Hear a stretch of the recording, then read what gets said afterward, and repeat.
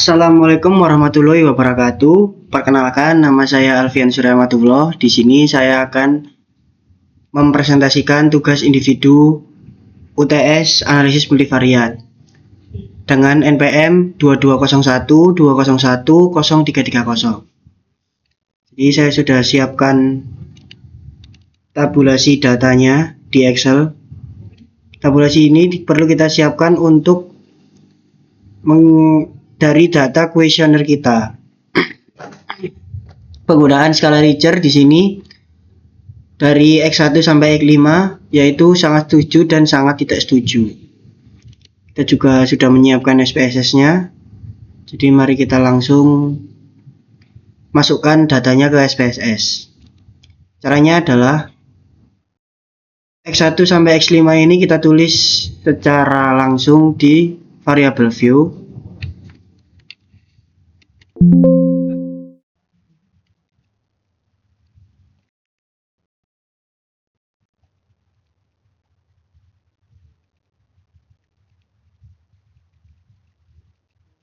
Lalu X1 di total score.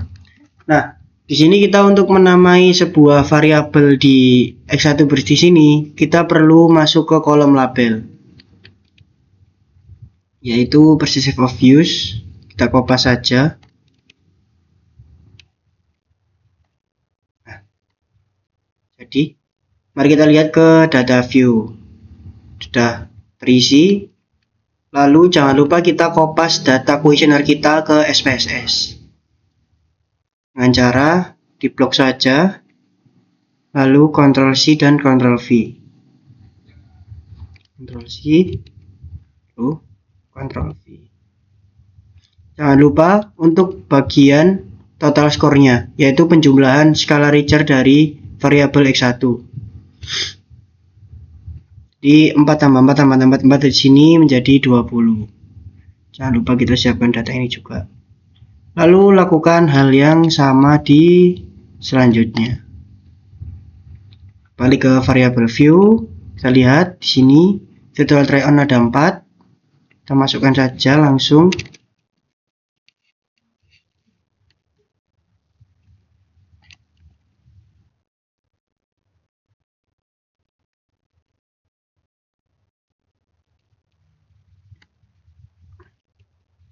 X2 menggunakan virtual try on.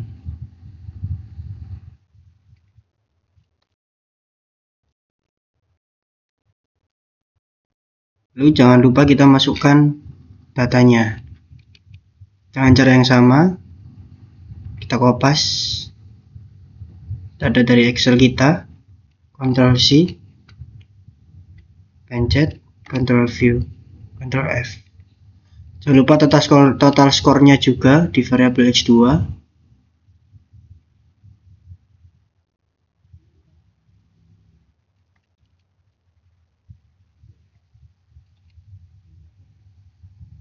Lanjut ke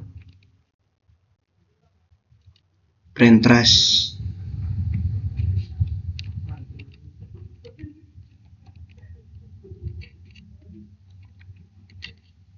X2.2, X3.3, X3.4. Lalu total score X3 dan customer satisfaction. Kopas.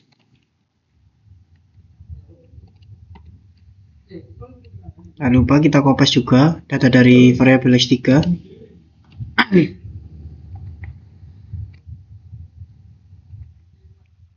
Kita blok semua data khusus X3, Ctrl C, lalu Ctrl View di tas sendiri sini.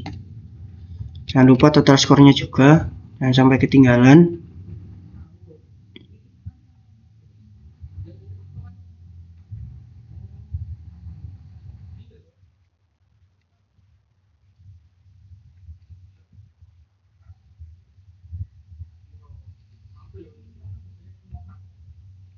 Ctrl C, Ctrl F. Selanjutnya kita masuk ke variabel dependent. Variable dependent ada customer satisfaction, ada Y1 sampai Y6.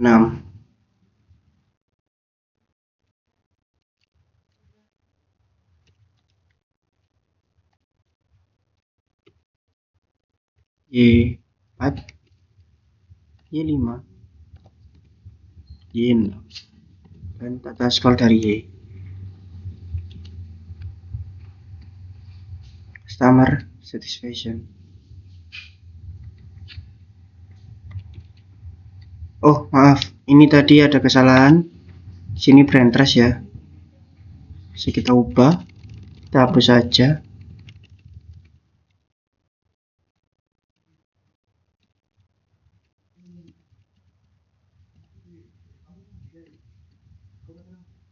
Balik ke data view. Jangan lupa kita kopas juga dari data dependennya. Kita blok saja.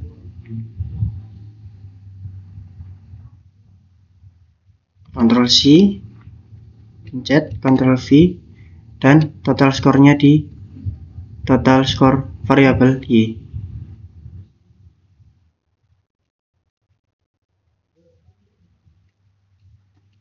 Baik. Di sini kita sudah melakukan input data SPSS. Lalu jangan lupa kita save untuk melanjutkan uji normalitas dan uji reliabilitas. File, kita bisa langsung ke save as. Kita namai input data UTS SPSS Anmul.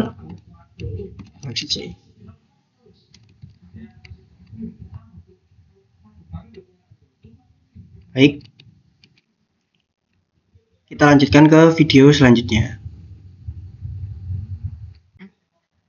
Nah, selanjutnya setelah kita menginput data XL ke SPSS, kita harus melakukan uji validitas dan reliabilitas. Uji validitas dan reliabilitas adalah di mana instrumen kita, yaitu kuesioner itu sendiri, apakah valid dan bisa diandalkan. Valid di sini adalah kuesioner kita, valid sendiri adalah sesuatu yang bisa diukur dan seberapa jauh itu bisa diukur. Maka itu bisa dinyatakan valid kepada kuesioner kita.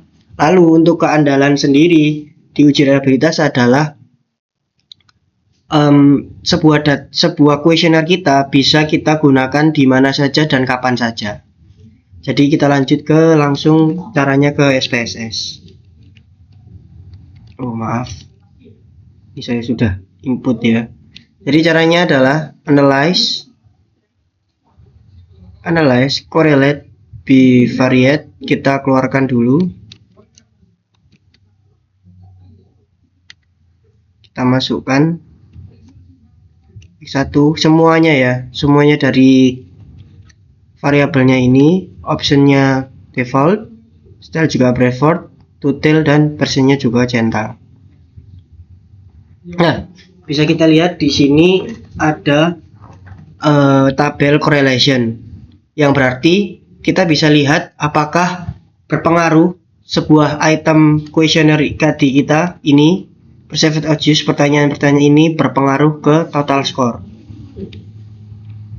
Nah, bisa kita artikan bahwa percent correlation apabila di bawah 0, di atas 0,05, 0,03 maka berhubungan kepada total score. Lalu kita juga bisa melihat di Sinivaci tutel, yaitu apabila di atas 0,03. Ini saya sudah masukkan dengan cara yang sama. Kita harus keluarkan dulu. Analyze, correlate, bivariate. Kita keluarkan dulu. X2 kita masukkan. Masuk saja, oke. Nah, percent correlation-nya di atas 0,05, yaitu 0,92. Dan kita bisa juga melihat di nilai signifikansinya bisa di atas 0,05. Nah, Ini tadi tentang perceived of use, virtual try on 0,8, brand trust, dan customer satisfaction.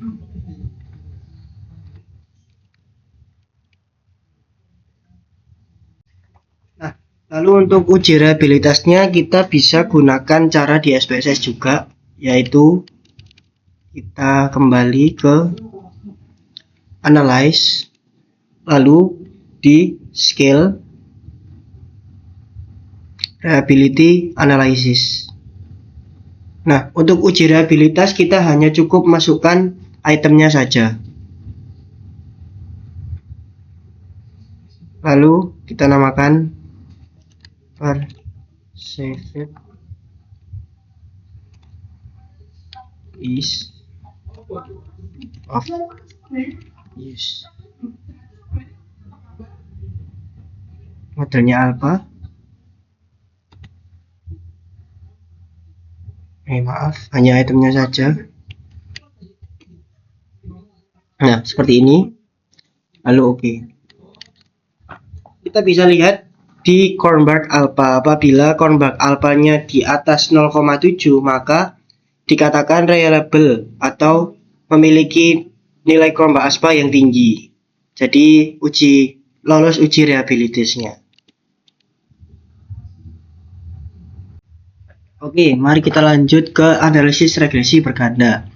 Di analisis regresi berganda, kita bertujuan untuk mengecek apakah regresi yang dilakukan itu kita gunakan khusus untuk variabel yang lebih banyak, seperti variabelnya ada 5, X1 hingga X5. Nah, sebelum itu kita harus melakukan uji asumsi klasik, di mana uji asumsi klasik ini akan mendapatkan beberapa kendala, di mana di situ kendalanya akan menimbulkan bias. Bias di sini bisa dikarenakan oleh uji asumsi klasik tersebut, yaitu ada 4: uji normalitas, uji heterokedastisitas, uji multikorelalitas, dan uji autokorelasi atau uji time series. Normalnya kita juga menggunakan pada awalnya uji validitas dan reliabilitas juga, namun ada beberapa perbedaan di step-stepnya, yaitu kita langsung saja ke analyze, regression, dan linear regression. Nah, di sini kita cukup masukkan variabel dependent dan independennya.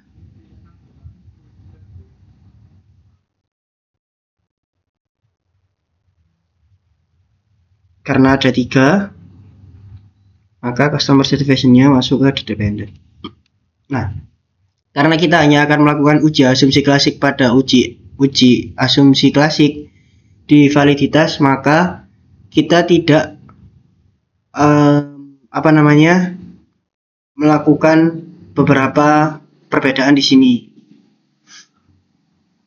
Plotnya juga default, semuanya default. Lalu kita pencet oke langsung.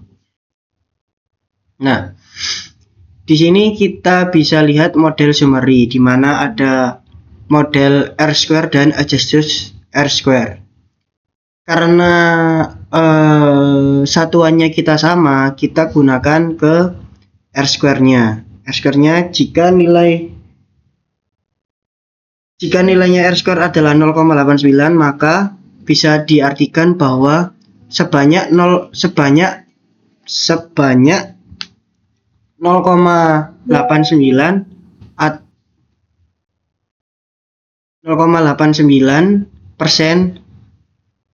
variabel X1, 2, dan 3 berantas virtual try on dan percent of use mampu menjelaskan variabel Y, dan sisanya 0,89 berarti 0,11 maka menjelaskan di variabel yang lain.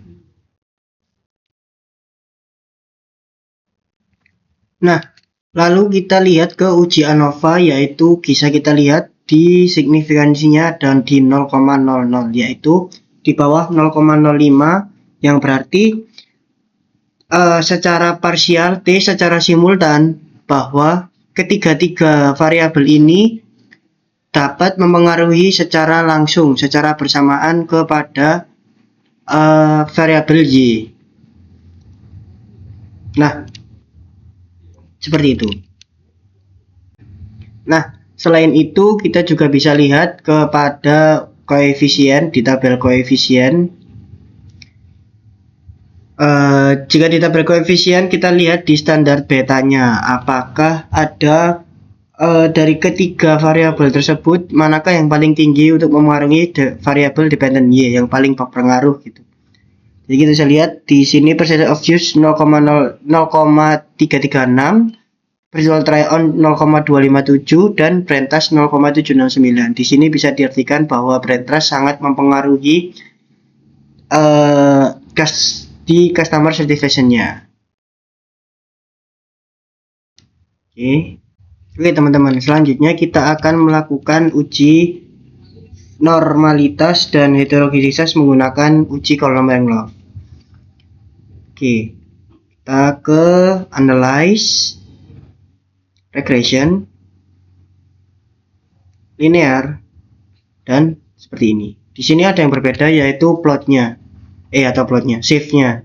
Di sini kita centang unstandardized. Kenapa? Karena satuan kita sama, tidak menggunakan variabel yang berbeda-beda seperti volume, panjang, atau yang seperti yang lain-lain. Kita continue, kita oke. Nah, lalu kita lihat nilai residualnya pasti minus. Di sini sama, kita juga sudah menggunakan 2 kali. Lalu kita ubah ke plus teman-teman. Analyze, descriptive statistic, explore. Kita masukkan yang unstandardized ke dependent list. Satu saja. Plotnya kita perlu centang histogram. Normality with plus itu juga perlu dicentang. Lalu kita ketik OK. Di sini akan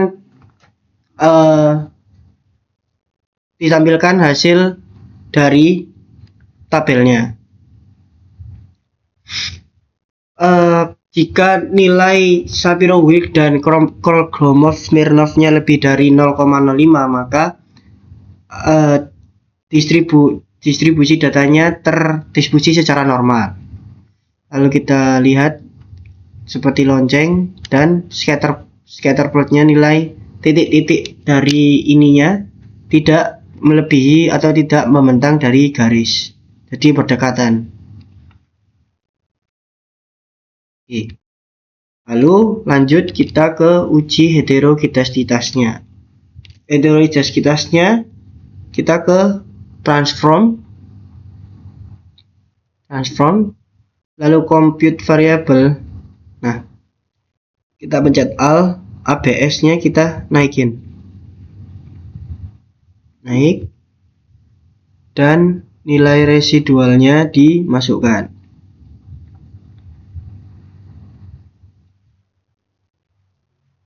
Nah, resnya ini kita lihat, kita bisa ubah di target variabelnya, kita ketik ABS hashtag residual karena nggak bisa pakai spasi ya teman-teman. Oke, maka akan menjadi plus nilai residualnya. Nah, seperti ini teman-teman. Lalu kita melakukan regresi per variabelnya. Nah, variabelnya kita pencet ke analyze, sama seperti tadi, analyze, regression, kita masukkan variabel X1 hingga X3 ke absolute residualnya. Jadi linear, sama, masukkan variabel X ke ini ke ini, lalu ABS residualnya kita ganti ke dependent. Ini dikeluarkan dulu teman-teman, mengeksekusikan ke ABS residual, lalu ketik OK.